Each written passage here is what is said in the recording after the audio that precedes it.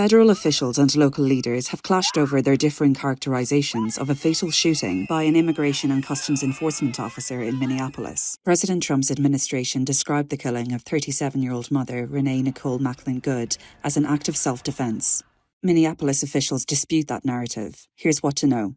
Macklin Good was shot in her car in front of a family member in a residential area south of downtown Minneapolis.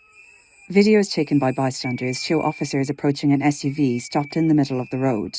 The Honda Pilot begins to pull forward, and a different ICE officer standing in front of the vehicle holds his weapon and immediately fires at least 2 shots into the vehicle at close range, jumping back as the vehicle moves toward him. It's not clear from the videos if the vehicle makes contact with the officer. The SUV then speeds into 2 cars parked on a curb nearby before crashing to a stop.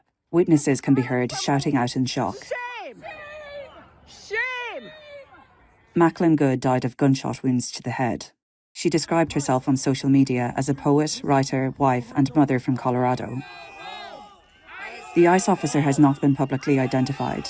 Homeland Security Secretary Kristi Noem described him as an experienced officer and said his actions were justified. Our officer followed his training, did exactly what he's been taught to do in that situation, and took actions to defend himself and defend his fellow law enforcement officers. Local leaders dispute that narrative. They're ripping families apart. They're sowing chaos on our streets.